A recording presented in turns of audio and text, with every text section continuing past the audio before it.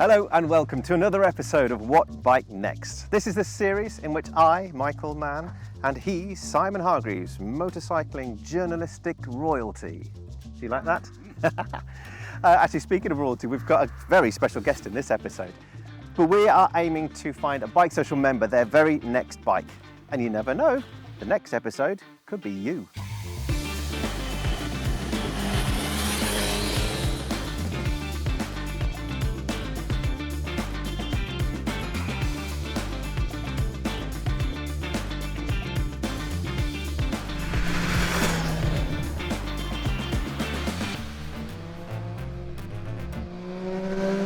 We start as always by saying thank you to Metzler Tyres for helping us make these videos.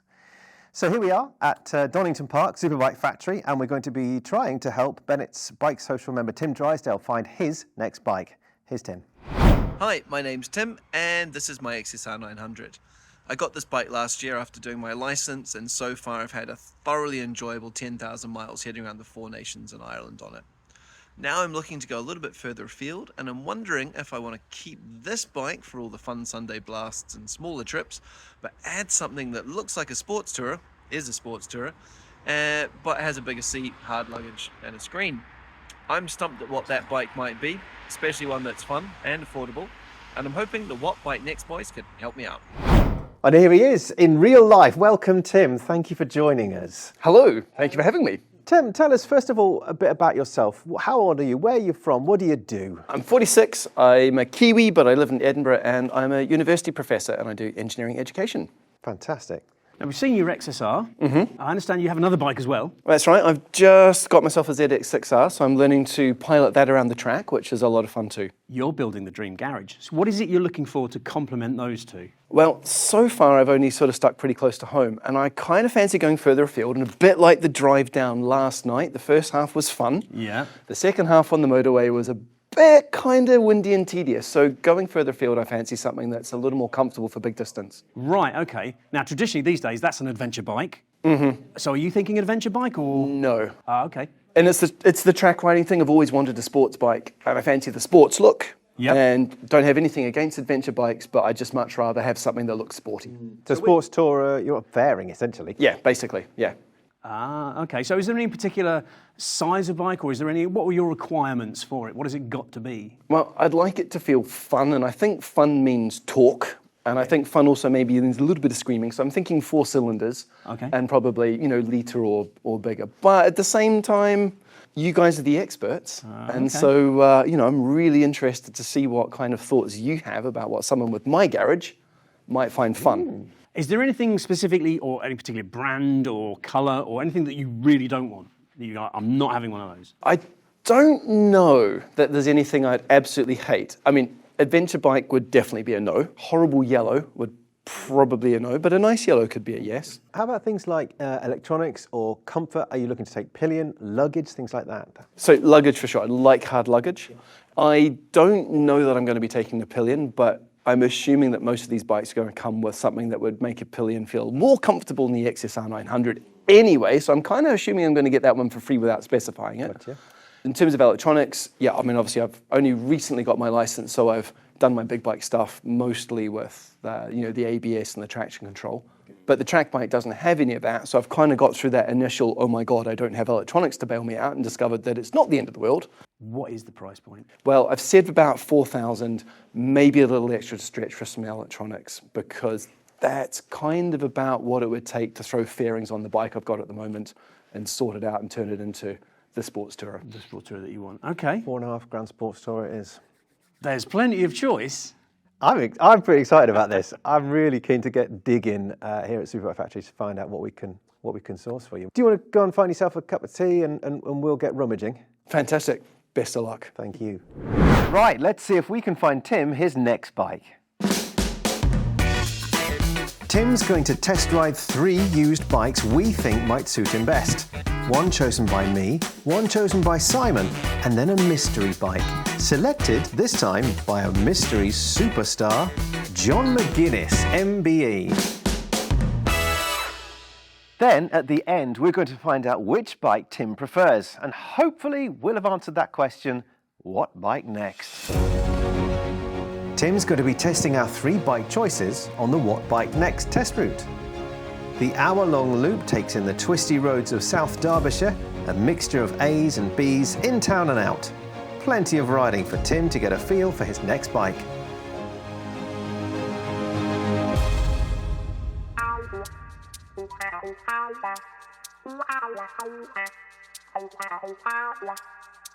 Ah, Suzuki's venerable GSX 1250 FA. Fairly basic sports tourer, but back in the day this was super cheap and super effective. Big engine, all the luggage, big comfy riding position. It's perfect for Tim. There's only one problem with this particular bike. It's within budget at 4.6. It's already been sold. I'll have to find something else. Ah, yes, Honda's NC700. Now, under budget, good start. Got luggage, good start. I'm not sure though, you know what, he's a big guy, Tim. He's about 6'1", so he's taller than me. I don't think this is going to suit him, physically, dynamically. And it's probably a little bit underpowered for what he needs too. We shall move on. Kawasaki Z1000 SX, the evergreen sports tourer. Probably took over from Honda's VFR 800 as the most popular sports tourer, certainly the last 10 years. There's only one problem with these 2 bikes, is they're a little bit expensive. You're still just out of Tim's budget. 5.7 for this fella, about the same for this one. So we're going to have to keep looking.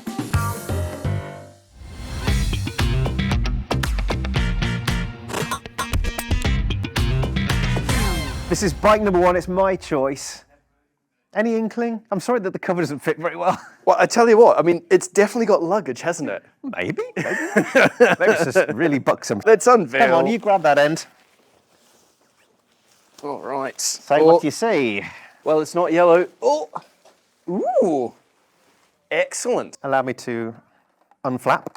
Dun, dun, dun, dun. Presenting So- the extra bits. Cool beans. What's your reaction? I like it, yeah. It's a fairly obvious choice, a Triumph. I mean, there's the GT and there's the ST. It's one of those things where I didn't really have a good feel for the difference between those two.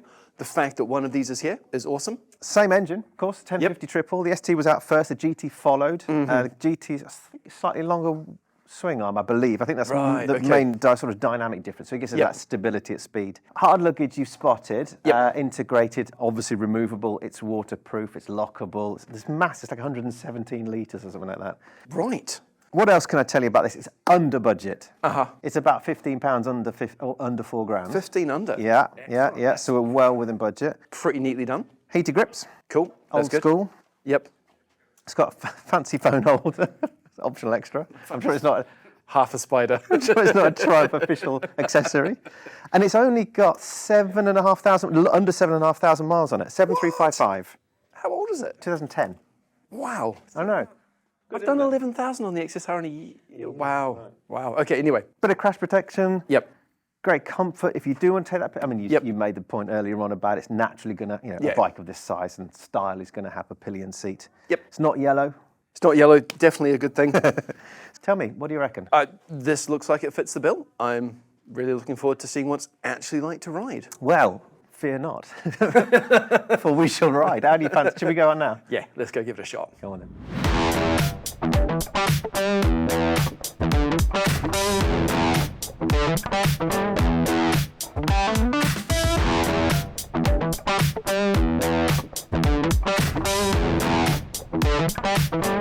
Well, let's see if bike number 1 can win Tim over.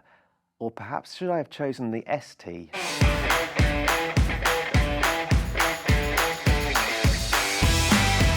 Just look at what incredibly good value for money Tim has here.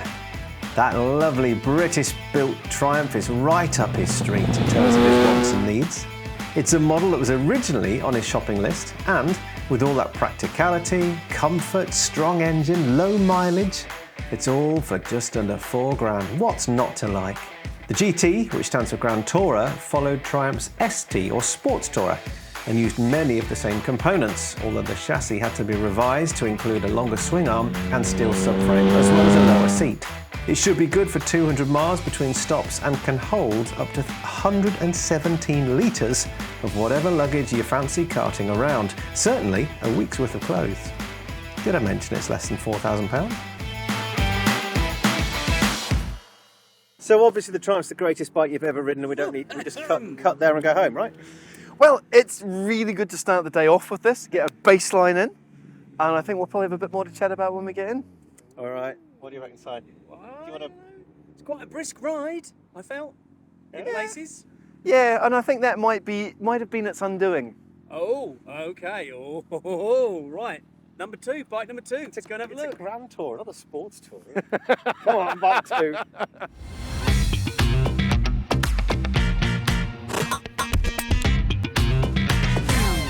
But what if Tim doesn't want a Triumph? Okay, it's time for bike number 2. Right then, Tim. Should we have a look at bike number 2, my bike? We've been out on the Triumph already. Bike number 1, Michael's choice. Let's check out this thing. Let's do it. Oh. Mental note, when suggesting bike with luggage. There you go.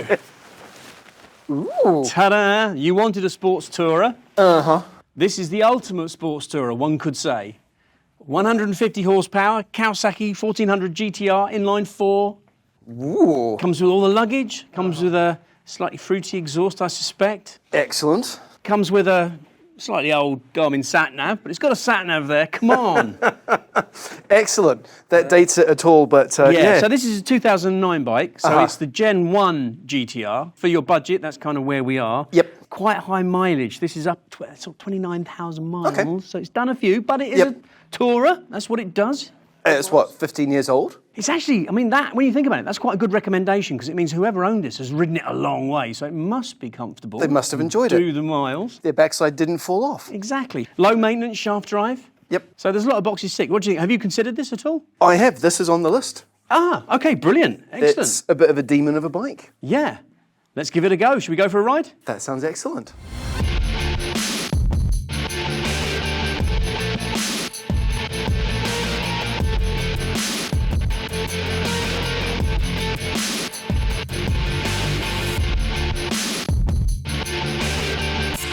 Well, let's see if bike number 2 can win Tim over, or is it a bit too heavy?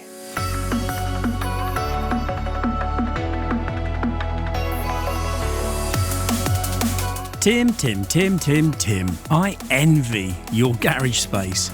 There's room for your XSR 900, a ZX6R track bike, and, well, I guess you need a sporty tourer to fill the rest of it. Enter Kawasaki's 1400 GTR, a bike that can't make up its mind if it's a sports bike or a grand tourer, mating a 150 horsepower, 1352cc inline 4 with an aluminium monocoque frame, and if that all sounds a bit ZZR 1400, there's a very good reason for that. Boasting shaft drive, variable valve timing, an electric screen and keyless ignition, this is a Gen 1 GTR, so it's a 2009 bike with 29,000 miles on it, up for £4,490. But this bike is already a shade over your budget, and you might struggle to meet your criteria for much less and still get something decent. But as it stands, the GTR is a stonking sports tourer. It's properly fast, it's properly comfy. I mean, what more do you want?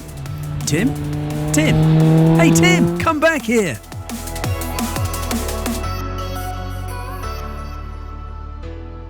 So Tim, how was that on my GTR 1400? Do you know, Si, that was a great ride. Was it? Yeah, I enjoyed that one. Oh, that's positive. You don't need to go to the gym, do you? Because you must have had a bit of a workout with this. You know, Huge you machine. might think this is bulky because it looks bulky, but like the first turn out of here, I was like, actually, it's quite nimble. You know, I've had this before, where someone has said, "Oh, I really like that bike," and then we sit down afterwards, and it turns out that it's not the winning bike. So I'm not going to get too excited. Shall we go and try bike number 3, the mystery bike from our mystery guest? That sounds intriguing. Yeah, let's go and have a look.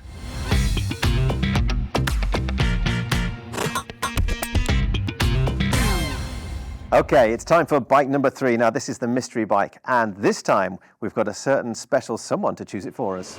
Hey guys, how you doing? John McGuinness here. The boys have asked me to select the mystery bike. I think Tim will want a Honda, and I've chosen a gem. It's a few years old and a bit pricey. I think he'll be happy. It's super comfy, it's got loads of room and loads of power. And it can take a pillion. All right, let's see what Mr. McGuinness MBE has chosen for you. Right, let's see indeed. National treasure. That's what he calls himself. I think you've earned the right by the time you've done what he's done though, right? 100%. Well, as he said, it was always going to be a Honda. That is a fair point. That is a fair point. Good lad. VFR 1200F, correct? Shaft drive. Oh, cheat sheet. Ooh. This is a good choice. It's a lot of bike, isn't it? This is a good choice. I'm surprised it's a Honda, but you know. 5891 is the price, so he's right. It was over budget. Is that far too much over budget, or can we? Do you know what? Ride it first, probably. Yeah, that's one of those theoretical questions that's very, very hard to answer until you've got some evidence. And when it's standing right in front of you, all of that metal, and plastic. It's a good choice because it's pretty much what you wanted. I mean, there's a lot of horsepower there. That is a big, good, fast engine. 170, is that right? Yeah. By the time the shaft drive, low maintenance, but by the time that's taken about, it's about 158 something, somewhere around there. But that's still quite a lot of horsepower. Yeah. A lot of luggage, as you wanted. Reasonably sporty handling. 10,000 miles. That's nearly new for one of these engines that will go forever. It's a 2012 bike, loads of torque, 129 newton meters of torque. That's what you were asked for, isn't it? That'll definitely be fun. Blimey. Heated grips. Heated grips. That's always a good thing. This looks absolutely awesome. Yeah. Fantastic. Is this something that you'd thought of or considered? It was on the list of, it was a really long list, right? Because that's why I came on the show, because it was, I don't know which of these makes any sense. This was definitely on the list, and I'm looking forward to finding out more about it. God, I hope McGuinness doesn't win. Can you imagine? He's won enough in his life. Yeah. Good. Do you guys want to have a ride? Let's go for a ride.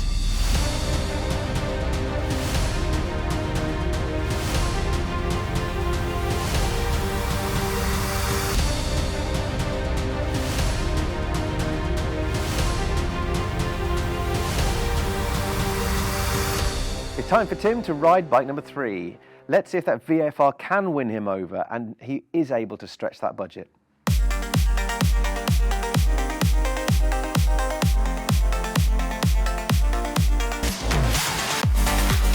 Mr. McGuinness has been a Bennett ambassador for almost 15 years, and clearly we've been paying him too much as he's gone sailing over Tim's £4,500 budget with this VFR 1200F, which has a price tag of 5891. This is a fine example of Honda's big sports tourer, and thankfully for Tim, John chose the manual version, not the DCT, which at the time was in its infancy and not the slicker, fancier thing it is today. This is the 2012 edition. It's the second generation of the model that was originally introduced in 2010, and the V4 engine machine puts out 170 brake horsepower, though you do need to keep it above sort of 5,000 RPM to make the most of that. The bike also comes with traction control, ABS, and a ride-by-wire throttle. Though on the downside, many owners were looking for a larger tank range than the claimed 186 miles. Oh, and a bigger fly screen too. Come on then, Tim, what do you make of it?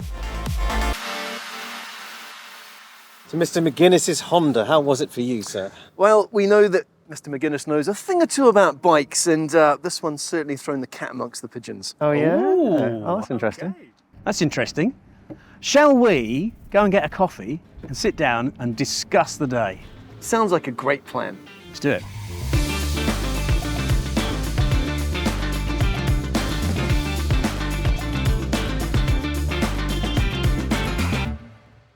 Tim, thank you so much for being part of the process, first and foremost. You've had a great day, I assume? Oh, it's been fantastic. Yeah, really good fun. There's been a glint in your eye, that's for sure. Absolutely. In front of us, we'll start this process off. In front of us, we've got the 3 keys. We've got 3 envelopes, 3 keys. It's fairly obvious which is in which because it's got it written on them. Also in those envelopes is a star prize from our friends at Metzler. There's a set of tyres. There's a set of VIP hospitality BSB tickets from our friends at Bennett's Insurance.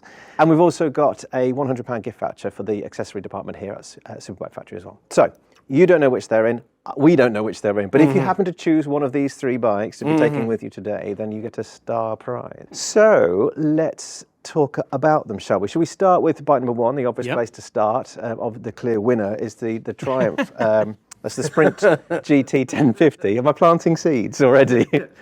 No subliminal suggestions coming from Michael Mann. So what did you make of it? It was the first bike of that size that I've actually ridden on the roads. So some of it was getting used to it, and I actually really enjoyed most of the ride. Heading around some of the corners, however, it started to sort of let some characteristics out that didn't feel as comfy as some of the bikes I had later on. It was a bit bumpier in places and a bit unsettled as I went around some things. How was the steering? Did it steer okay? Was there a lot of effort at the bars? Talk about subliminal planting. It's not subliminal. It's because, sort of anecdotally, with the Sprint GT, it's not Triumph's finest moment for building a bike that handles really well, shall we say. That's putting it mildly. As it has got a reputation for being quite heavy steering. It's a long bike. It wasn't unnerving, but it did make me think, oh, this bike doesn't just want to tip in and go. Yeah. It's saying, oh, how dare you approach a corner? Oh, well, if I must, apparently I'm supposed to go around corners and like them. I suppose I better pretend. Yeah. So, yeah, it did sort of feel like it wasn't wanting to go, yep, give me more corners. Right, okay. Being a Grand Tourer, though, that it is that not what you wanted in the first place? To do something to do big miles on in comfort? Yeah, big miles in comfort. But you also want to do the cornering bit too. Go somewhere that's got amazing corners and then enjoy them rather than thinking, damn it, now I'm here. I wished I'd struggled through bringing a bike that was a little less comfortable, but now I'd be eating these up for breakfast and then saying, right, let's have another dose. So, yes, definitely comfortable. It was nice on the straight. How do we feel about the engine, that old triple? It's a good thing. It certainly sounds nice. Oh, I mean, the exhaust on that obviously swayed my thoughts significantly. That was a joyful thing to ride past some of those lovely big brick walls we went past, and popping and burbling away. So yeah, it sounded nice. The engine in it was pretty lovely. Yeah. So low mileage, under budget. Yeah. What else has it got going for it? Of the three, it's the one that I probably didn't think fitted my fun side of the brief. It definitely fitted the affordable. Definitely fitted the comfortable. Definitely good when I needed to go forwards, but the cornering I was like, I just a bit, bit vague in places. Fine, good. Bike number two? Bike number two, another sort of silvery grey bike. They are all the same. Seem to have picked them. 1400 GTR. What did you make of that then in terms of its, comparatively to the Triumph and overall? What was the standout thing for you? The first corner we came up to, it just said, yeah, I'm going around this. Just tipped right in and went, hello. Okay. And then, it felt like it was a little less precise around some of the corners. It felt like trying to pick the line I wanted took a little bit of time to get used to finding that line with it. Yeah. But it was saying to me, I want to go around these corners. Yeah. Yep, give me the corner, let's tip in, let's go. So it felt sharper on the steering. Again, it's historically how that bike was treated in group tests at the time. Was like, this is kind of a sports bike with a really, for a sports tourer, it weighs quite a lot, but it's got quite sharp steering, and it's quite top heavy, so it does tend to fall into corners and steer quite quickly. So it's interesting you've spotted that. Yep. Engine? Engine was great. I mean, obviously, we were out on a fairly local circuit, but within the constraints of the test that we had, it seemed like that engine had a lot to give. And I could imagine you could cruise over to an autobahn and just be like, have some fun. This is nice and comfy as well. This is decent, yeah. Yeah, riding position? I actually quite liked it, yeah. It's really different to the sort of the sit up and beg kind of thing, but that's kind of what I'm looking for anywhere. That idea of coming up to a corner and going, I want to be in a position that feels a bit sporty to go around it so I can enjoy it. So obviously in today's test, I have no idea how it's going to feel if I did a 6 or 8 hour, 10, 12 hours or whatever on it. But while I was riding it, I was like, this is fine, like this. Wasn't really thinking about the position. Well, it's got some electronics that you were after. It's got the luggage you were after. Yep. It's sizable, it's comfortable, it sounds like, and you were talking about earlier on how you could kind of stretch to a little bit further up the budget to get that in, and it was 4.5, isn't it, I think? Yeah, it's 4.5, so it's at the top end of your budget, but unusually for me, it is actually inside your budget. Normally I bust it wide open, which is what happened with bike number 3, with the mystery bike. That blew the budget completely. Yeah, Mr. McGuinness didn't stick to the rules, did he there? He didn't. But a nice thing, isn't it, that Honda? It looks good, sounds good. It was a really lovely bike to ride. Just got on it. It just had that classic Honda refinement. It wasn't as nimble as the Kawasaki, but it felt much more like it was going to encourage that sort of really just proper lines, planning ahead, choosing them, and just being a very nice, refined thing. I think the 50% extra budget, I mean, when you ride bikes as good as what John rides, the difference between what we set the budget at and what he came in at, he'd be like, that's chump change, But I think that little extra increase in cash showed in the refinement and the electronics and the brakes in particular. I noticed the difference. It was braking on that was a lot nicer. The Sprint was a little hard to bring to a stop. It wasn't really for stopping. Like, I was cranking on some pretty decent pressure, and it was going, I'll think about it. Yeah, I'll slow down at my own rate, thank you. Yeah. The Kawasaki was like, okay, I'm happy to stop. Yeah. At one point, I'm like, I think there's some pads rubbing at the front there. Yeah. Couldn't be sure, but it was like, I can still hear the pads rubbing even though I've let go of the lever. So there's like, and I think that's the difference possibly in the budget. If we went to a 5.8 with our budget, if we went up that high, what else? I mean, what else could we have gone for? Oh, well, we could have gone for a Gen 2 1400 GTR with the traction control and a slightly different riding position and a slightly taller screen. They sort of fixed some of the problems with it. Z1000SX probably would have started to get into that territory, which is, Suzuki's evergreen sports tourer, very popular. Is there anything else that you think we should have, or you'd have liked to have tried in this process? Yeah, what did we miss? Well, I don't know that you missed anything within the brief, as it were. I mean, I shared with you earlier that I may have bet myself a little bit on a bit of paper who was going to pick what bike, and showed you the paper. It was uncanny. Yeah, it was exactly the bike and the person. Mystic Tim. Yeah. You can do my lottery numbers next week, please. How did you do that? Honestly, I don't know. I just went, I think you'll pick this one, you'll pick that one, you'll pick that one. Wrote it down because I thought it would be interesting to see. So in that sense, we didn't miss anything that I was expecting because those were 3 I was hoping to ride, and I got to ride them. Brilliant. And so that was really good. So big picture then, has what we've ridden today focused your mind? Do you think, right, I want one of those, I want that particular bike, I want one of those bikes, or has it made you decide that really I don't want a big sports tourer, I want something else? I mean, where's it left you? I think there's still a little bit of processing time that I'm going to need to do around the garaging of a behemoth. But having ridden them, I'm feeling the Kawasaki is more like what I want because it's fun, playful, and it's grunty. But No, stop now. Stop there. That's fine. I'm the winner. and cut. Yeah. But because a certain, international TT winner of, great repute, blew through our rules like he blows through the Isle of Man TT circuit. Nicely put.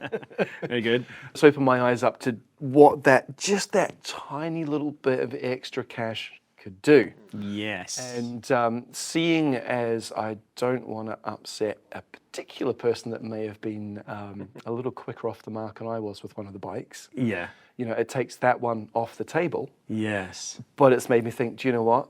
The Gen 2 of that would be probably the niceness of that, but with the extra sportiness that was really clearly in there. And I think you read the brief really well on, I want to go and have fun on it. Okay. And I think that's the one that's going to have the fun. We should do full disclosure here and point out that the VRR 1200 has, in fact, it was sold today while we were filming this, which is, and not to you, it was whisked out from under your nose. So John did a good job for somebody, obviously. Yeah. So that was off the table. Okay. But does it make you think of anything else? Are you thinking, maybe I should try a... Do I just sacrifice the pillion seat entirely and go and get a nice Lita sports bike and live with the pain and anguish of riding one of those things around the place? This just... I know that sounds a bit weird to come and say I want the comfort, but equally there's something about having experienced that bigger bike and just going, it's nimble, it's fun, it's sporty, it's got a grunty engine. That is actually insanely good fun. So get rid of the ZX6R then, and it's the... Well, that's the interesting thing, right? I mean, pinning the throttle on the 600 on the track is already an interesting enough experience for me. So the idea of doing that with a Lita bike... This just took a whole U-turn, didn't it? It did, yeah. We'll transition briefly into the next episode of What Bike Next with Tim's new criteria. Yeah, come back. We'll do part 2. In terms of the actual brief of something that, rather than just going for a Sunday blast and having fun on it and actually going somewhere, for me, that one there, the Kawasaki, it's just riding it.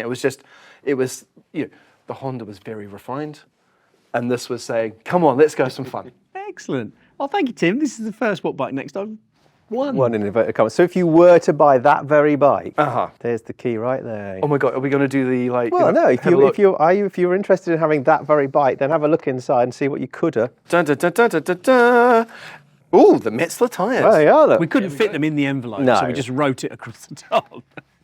I think there's a kid's cartoon where you can fit things in a little, you know. But anyway, yes, fantastic. Right. Tim, thank you again. Go away, have a think about it, and work it out. And if you want this Kawasaki, then the tyres are yours. Fantastic. Come back and tell us what you got in the end. Mm-hmm. Thank you very much, Tim. It's been a pleasure. Well, thank you both. It's been absolutely fun from my side and super informative as well. Cool. Cheers. Well, there we have it, another episode of What Bike Next done and dusted. Thank you so much for joining us. Wasn't Tim a fascinating chap? Lots of opinions, really good feedback, and of course a BikeSocial member. So if you want to appear on another episode of What Bike Next and you are a BikeSocial member, then get in touch with us. Inquiries at bikesocial.co.uk is where you need to send your applications. If you're not a BikeSocial member already, do so. You get it free with Bennett's Insurance, or it's £6 a month or £60 a year. And there's 150 or so current bargains, discounts, deals, competitions, exclusive offers. It's well worth the effort. So, if you've got anything to say about this particular episode, if you've got any ideas of what Tim might want to choose instead of the options that we gave him, just put them in the comment section below. Obviously, you've got to like and subscribe. Please do so. It enables us to keep making this content. Thanks again. We say an enormous thanks as well, of course, to Metzler Tyres for enabling us to do this kind of thing. And we'll see you on the next episode.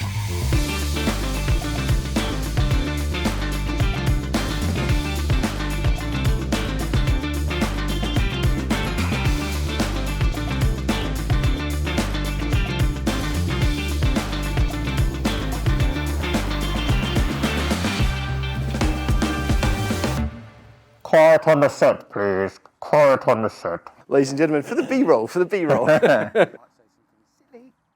Silly? Why are you walking around? You're going to get dizzy. So noisy. I'd call it a GTR 1400. I'll get emails about that. We good? Yeah. Let's go. Lock and hold all the way around. Lock and hold all the way around. So we'll have to find something else. Can I do that again? Simon's got his readers and his iPad because he can't remember. What? Hello. Sorry, it's right next to... McDonald's. You're not filming all this, are you? Oh, God.